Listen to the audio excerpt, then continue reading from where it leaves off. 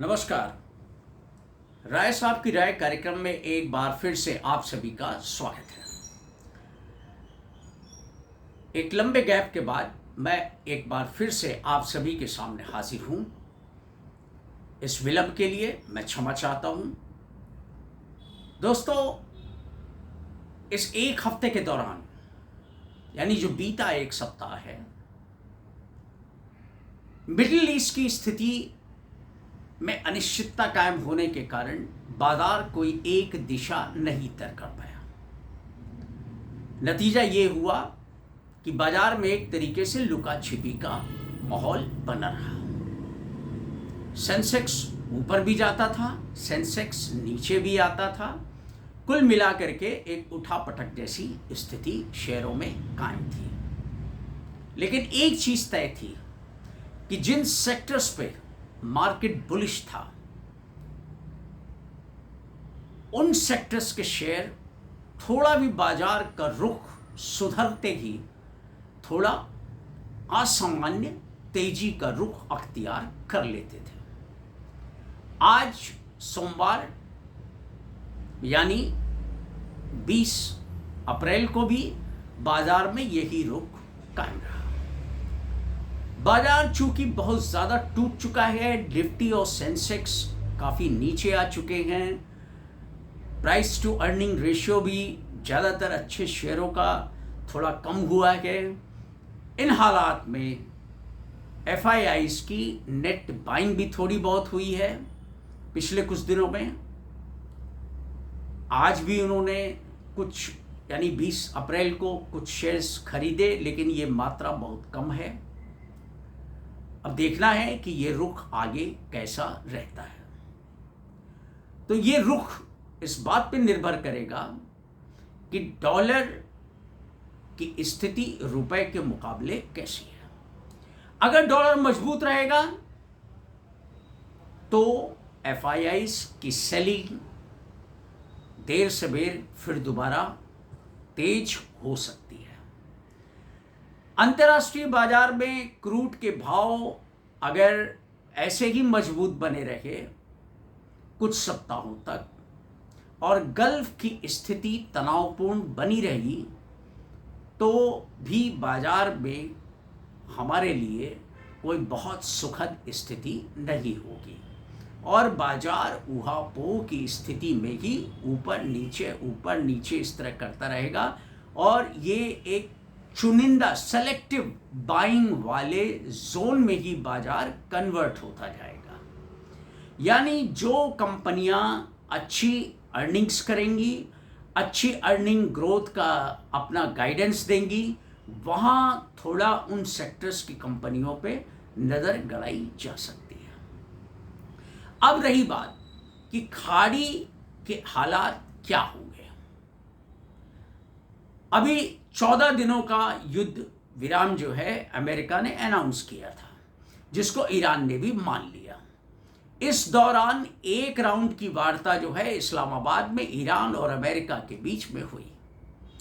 जंग में जो तीसरा पक्ष था इजराइल, मैं अपने पहले वीडियो में बता चुका हूं, वो सीज फायर के लिए राजी था या नहीं था। सीज फायर अनाउंस करते वक्त ट्रंप ने उनसे उनकी रजामंदी नेतन्याहू की ली थी या नहीं ली थी, इस पे भी कोई भी स्पष्ट राय नहीं व्यक्त की जा सकती। हालात कुछ भी स्पष्ट नहीं है। यही कारण था कि सीज फायर के दौरान इजराइल ने युद्ध विराम का खुलेआम उल्लंघन किया, लेकिन ईरान ने संघर्ष विराम का बखूबी पालन किया और खासे संयम का परिचय दिया। और वो भी तब जब डोनाल्ड ट्रंप के ऊटपटांग बयान आने के बाद। तो अब सवाल ये होता है कि अब दूसरे राउंड की जो वार्ता निश्चित है, जो संभवतः कल हो, उसमें क्या होगा? क्या कुछ पॉजिटिव निकलेगा? क्या वाकई डील होगी? संघर्ष विराम बढ़ाया तो नहीं जाएगा? आइए एक एक दो लाइन में हम इन बिंदुओं पे थोड़ा विचार कर लेते हैं।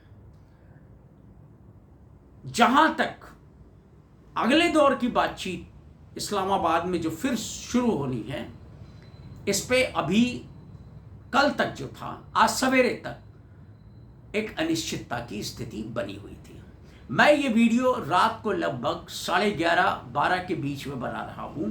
तब तक ईरान के प्रतिनिधि मंडल के बारे में कुछ भी स्पष्ट नहीं है कि वार्ता में शामिल होने के लिए कौन कौन लोग जा रहे हैं। ईरान जा भी रहा है या नहीं जा रहा है, अभी तक ईरान ने कोई ऑफिशियल स्टेटमेंट जारी नहीं किया है जब ये मैं वीडियो बना रहा हूं कि वो वार्ता में शामिल होगा। दूसरी ओर अमेरिकी राष्ट्रपति डोनाल्ड ट्रंप जो हैं वो अपने मन से कुछ भी बोलते रहते हैं, उनकी बात पे कोई एतबार नहीं किया जा सकता। सबसे बड़ी चीज ये है कि एक अमेरिका के राष्ट्रपति को जो एक गंभीरता का परिचय देना चाहिए, अपने वादे को पूरा करना चाहिए, जो जुबान है उस पर अपने कायम रहना चाहिए, अपने ज़मीर का इस्तेमाल करना चाहिए और दिखाना चाहिए दुनिया को या दूसरे पक्षकार को जिसके साथ वो वार्ता टेबल पे बैठने वाले हैं कि हाँ, जो हम कहते हैं वो हम करते हैं। तो इन बातों का डोनाल्ड ट्रंप में घोर अभाव है, अमेरिकी पक्ष में घोर अभाव है। तो अब सवाल ये है कि अभी तक स्थिति पूरी तरीके से फ्लूइड है, बहुत ही डाइसी सिचुएशन है। तो ऐसे हालात के अंदर वार्ता होगी भी या नहीं होगी, होगी तो कितनी सफल होगी, मुझे इसकी सफलता पे पूरी तरह संदेह है। वार्ता इसलिए संदेह है क्योंकि कोई भी वार्ता जब होती है तो इसमें गिव एंड टेक वाली स्थिति हो सकती है। ये संभावनाएं हमेशा रहती हैं कि कुछ मुद्दों पे हम थोड़ा पीछे हटे, कुछ मुद्दों पे दूसरा पक्ष पीछे हटे, हम कुछ अपनी नई मांग रखें, वो उसको न्यूट्रलाइज करने के लिए दूसरी मांग रखें। तो कुल मिलाकर के एक थोड़े बहुत दोनों को नफा नुकसान झेलने के लिए सहमत होना पड़ता है और तब एक मजबूत, स्थायी, टिकाऊ डील होती है। इस किस्म का माहौल दूसरे दौर की वार्ता शुरू होने के पहले तक ना तो है और न आगे होने की संभावना है, क्योंकि ट्रंप ने पहले ही अपनी शर्तें गिरा दी हैं। ईरान ने भी स्पष्ट कर दिया है कि वो दो मुद्दों पे कतई राजी नहीं होगा।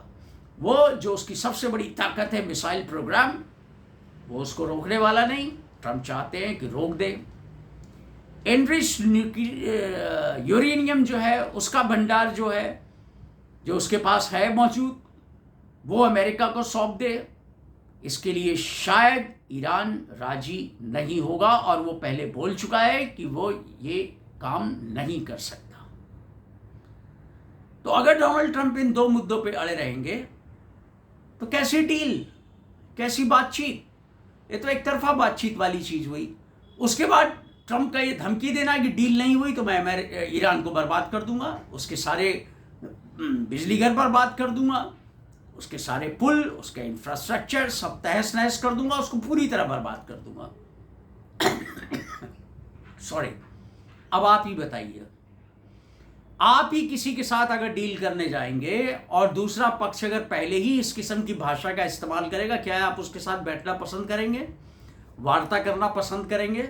शायद नहीं, कोई भी समझदार आदमी नहीं करेगा। और मेरे हिसाब से तो दूसरे राउंड की भी वार्ता में जो है अमेरिका के रवैये में कोई फर्क आने वाला नहीं है। ट्रंप अपनी आदत से बाज नहीं आ रहे हैं और मेरा तो मानना यहां तक है कि जब तक अमेरिका जैसे महत्वपूर्ण इकोनॉमी वाले देश के राष्ट्रपति के तौर पर डोनाल्ड ट्रंप उस कुर्सी पे विद्यमान है, वो अपनी बदजुबानी और अपने बड़बोलेपन के कारण कोई भी डील ईरान के साथ करने में सफल नहीं हो सकते। मेरी बात गलत हो सकती है, मैं इतना बड़ा आकलन करता भी नहीं हूं, लेकिन जो हालात हैं, जो अमूमन अब तक का इतिहास है डील्स का, कई देशों के बीचों में, 2 देशों के बीचों में, 3 देशों के बीच में, वो यही दर्शाता है कि एक बहुत ही स्वस्थ माहौल में वार्ता होती है और कोई उस पर समझौता होता है। तो दूसरा, अब एक चिंगारी अमेरिका ने खुद भड़का दी। हॉर्मुज जो है वहाँ पे उन्होंने अपना नेवल ब्लॉकेट लगा रखा है। वहाँ एक ईरान का जहाज गया, वो एंटर कर रहा था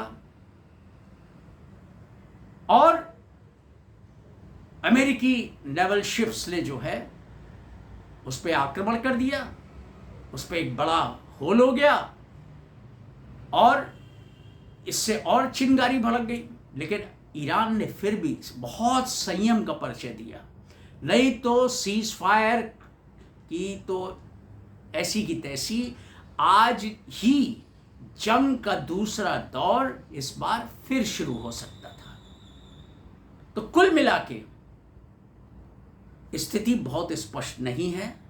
हॉर्मुज से तेल और दूसरी पेट्रोकेमिकल से तैयार होने वाली सामग्री के सुगम परिवहन की संभावनाएं अभी फिलहाल बिल्कुल अनिश्चित हैं। तो ऐसे माहौल के अंदर अंतर्राष्ट्रीय बाजार में तेल की कीमतों में कोई बहुत ज़्यादा गिरावट की उम्मीद करना बेईमानी होगी और नतीजतन जो है भारतीय अर्थव्यवस्था पर इसका कितना बोझ पड़ेगा, कॉरपोरेट क्षेत्र की अर्निंग्स कितनी प्रभावित होंगी। अब कॉरपोरेट रिजल्ट्स का दौर आ चुका है। धीरे धीरे हमको आपको ये देखना होगा कि पिछले एक महीने में 28 फरवरी से जब से ये जंग चालू हुई है तो मार्च क्वार्टर, एंडिंग क्वार्टर जो है उसके अंदर जो एक महीने का जो हिसाब किताब है वो कितना ज़्यादा जंग के कारण प्रभावित हुआ है, इसका एक अंदाज़ा ट्रेलर आपको मिल जाएगा। और मेरा ये मानना है कि अब अगली क्वार्टर की अर्निंग आने के बाद ही उसके बाद भी एक क्वार्टर इंतज़ार हमको आपको करना पड़ेगा और ये देखना पड़ेगा कि अभी खाड़ी के हालात सामान्य होते हैं या नहीं, टिकाऊ तौर पे वहाँ शांति कायम होती है कि नहीं। अगर सब कुछ पॉजिटिव रहा तो बाजार में निश्चित तौर पे जो इतनी गिरावट आई है उसकी भरपाई क्या उससे भी बेहतर स्थिति बन सकती है। लेकिन अगर ये अनिश्चितता कुछ हफ्तों तक कायम रही तो इसकी भी उम्मीद करना बेईमानी होगी। इसलिए सोच समझकर कोई निर्णय लें, निवेश करें और एक बार कोई भी पैसा निवेश ना करें। ये बहुत बड़ा रिस्की कदम हो सकता है और इसका खामियाजा उठाना पड़ सकता है। तो मेरा मानना है कि लगाइए पैसा जहां आपका कन्विक्शन बहुत ज़्यादा हाई है। जिन सेक्टर्स में कन्विक्शन बहुत ज़्यादा हाई है वहाँ बहुत अच्छी सॉलिड प्रूवन जो कंपनीज हैं जिनका एक लंबा इतिहास है, जिन्होंने कई उथल पुथल के दौर देखे हैं और वो आज भी टिकी है मजबूती के साथ, वहाँ आप थोड़ा थोड़ा पैसा लगा सकते हैं। ये मैं ये आपको नहीं कह रहा हूँ कि आप लगाइए, कल बाजार खुलता है आप लगा दीजिए, नहीं। मैं एक जनरल परसेप्शन की बात कर रहा हूँ जो मैं खुद फॉलो कर रहा हूँ और मेरा ये कोई न रिकमेंडेशन है न निवेश संबंधी कोई सलाह है। मेरा केवल एक प्रिकॉशन लेने वाली बात केवल ये ज़रूर है कि हर किसी को इसी तरीके से जो मैं कर रहा हूँ, मैं ये नहीं कह रहा कि मैं सब सही कर रहा हूँ, लेकिन जो मैं कर रहा हूँ उसी को मैंने जनरलाइज वे में आपके सामने रखा कि जो भी है बहुत सोच समझ कर फैसला ले, एक बार में पूरी धनराशि ना डाले। मौके हो सकता है कि आगे और अच्छे आपको मिले, लेकिन अभी कोई जल्दबाजी की ज़रूरत नहीं है। थोड़ा महंगा खरीद लेगा आदमी वो ठीक है, लेकिन कम से कम मानसिक रूप से निश्चिंत तो रहेगा। तो आज वीडियो में इतना ही। Wish you all the best. हम उम्मीद करते हैं कि हालात जल्दी स्थिर होंगे, बेहतर होंगे और हमारे लिए सुनहरे मौके तैयार होंगे। तो आज के वीडियो में इतना ही। Wish you all the best. Thank you very much.